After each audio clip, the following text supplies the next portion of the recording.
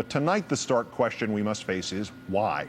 Why has the ferocity of your venom against the Democrats now exceeded the ferocity of your venom against the terrorists? Why have you chosen to go down in history as the president who made things up? In less than 1 month, you have gone from a flawed call to unity to this clarion call to hatred of Americans by Americans. If this is not simply the most shameless example of the rhetorical political hackery, then it would have to be the cry of a leader crumbling under the weight of his own lies. We have, of course, survived all manner of political hackery of every shape, size, and party. We will have to suffer it for as long as the republic stands. But the premise of a president who comes across as a compulsive liar is nothing less than terrifying.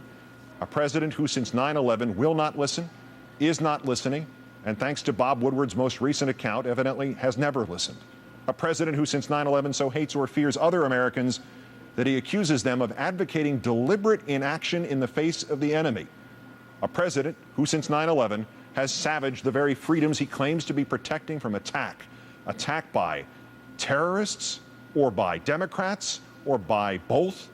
It's now impossible to find a consistent thread of logic as to who Mr. Bush believes the enemy truly is. But if we know one thing for certain about President Bush, it is this. This president, in his bullying of the Senate last month, in his slandering of the Democrats this month, has shown us that he believes whoever the enemies actually are, they are hiding themselves inside a dangerous cloak called the Constitution of the United States of America. How often do we find priceless truth in the unlikeliest of places? I tonight quote not Jefferson nor Voltaire, but Cigar Aficionado magazine. On September 11th, 2003, the editor of that publication interviewed General Tommy Franks, at that point just retired from his post as Commander-in-Chief of U.S. Central Command, of CENTCOM. And amid his quaint defenses of the then nagging absence of weapons of mass destruction in Iraq and the continuing freedom of Osama bin Laden, General Franks said some of the most profound words of this generation. He spoke of the worst thing that can happen to this country. First, quoting, a massive casualty-producing event somewhere in the Western world. It may be in the United States of America. Then the general continued, the Western world, the free world, loses what it cherishes most, and that is freedom and liberty we've seen for a couple of hundred years in this grand experiment that we call democracy. It was this super-patriotic warrior's fear that we would lose that most cherished liberty because of another attack, one, again quoting General Franks, that causes our population to question our own Constitution and to begin to militarize our country in order to avoid a repeat of another mass casualty-producing event, which in fact then begins to potentially unravel the fabric of our Constitution.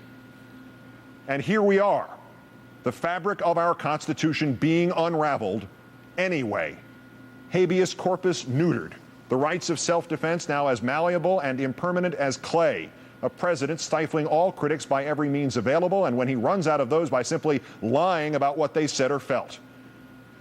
And all this even without the dreaded attack. General Franks, like all of us, loves this country and believes not just in its values, but in its continuity. He has been trained to look for threats to that continuity from without. He has perhaps been as naive as the rest of us in failing to keep close enough vigil on the threats to that continuity from within. Secretary of State Rice first cannot remember urgent cautionary meetings with counterterrorism officials before 9/11. Then, within hours of that lie, her spokesman confirms the meetings in question.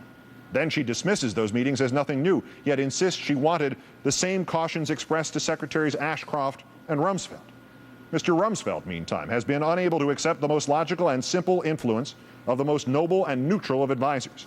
He and his employer insist they rely on the generals in the field, but dozens of those generals have now come forward to say how their words, their experiences have been ignored. And of course, inherent in the Pentagon's war-making functions is the regulation of presidential war lust. Enacting that regulation should include everything up to symbolically wrestling the chief executive to the floor if necessary. Yet, and it is Pentagon transcripts that now tell us this, evidently Mr. Rumsfeld's strongest check on Mr. Bush's ambitions was to get someone to excise the phrase mission accomplished out of the infamous Air Force carrier speech of May 1st, 2003, even while the same empty words hung on a banner over the president's shoulder. And the vice president, he is a chilling figure, still unable, it seems, to accept the conclusions of his own party's leaders in the Senate, that the foundations of his public positions are made out of sand. There were no weapons of mass destruction in Iraq, but he still says so. There was no link between Saddam Hussein and al-Qaeda, but he still says so. And thus, gripping firmly these figments of his own imagination, Mr. Cheney lives on in defiance and spreads around him and before him darkness, like some contagion of fear. They are never wrong and they never regret. Admirable in a French torch singer, cataclysmic in an American leader. Thus, the sickening attempt to blame the Foley scandal on the negligence of others or the Clinton era, even though the Foley scandal began before the Lewinsky scandal. Thus, last month's enraged attacks on this administration's predecessors about Osama bin Laden, a projection of their own negligence in the immediate months before 9/11. Thus, the terrifying attempt to hamstring the fundament of our freedom, the Constitution, a triumph for al-Qaeda, one the terrorists could not hope to achieve on their own with 100 9/11s. And thus, worst of all, perhaps, these newest lies by President Bush about Democrats choosing to await another attack and not listen to the conversations of terrorists. It is the terror and the guilt within your own heart, Mr. Bush, that you redirect at others who simply wish for you to temper your certainty with counsel. It is the failure and the incompetence within your own memory, Mr. Bush, that leads you to demonize those who might merely quote to you the pleadings of Oliver Cromwell. I beseech you, in the bowels of Christ, think it possible you may be mistaken. It is not the Democrats whose inaction in the face of the enemy you fear, sir. It is your own before 9/11, and you alone know this, perhaps afterwards. Mr. President, these new lies go to the heart of what it is that you truly wish to preserve. It is not our freedom, nor our country. Your actions against the Constitution give irrefutable proof of that. You want to preserve one political party's power, and obviously you will sell this country out to do it. These are lies about the Democrats piled atop lies about Iraq, piled atop lies about your preparations for al-Qaeda. To you, perhaps, they feel like the weight of 1,000,000 centuries, as crushing, as immovable, but they are not. If you add more lies to them, you cannot free yourself and us from them. But if you stop fabricating quotes and stop building straw men and stop inspiring those around you to do the same, you may yet liberate yourself and this nation.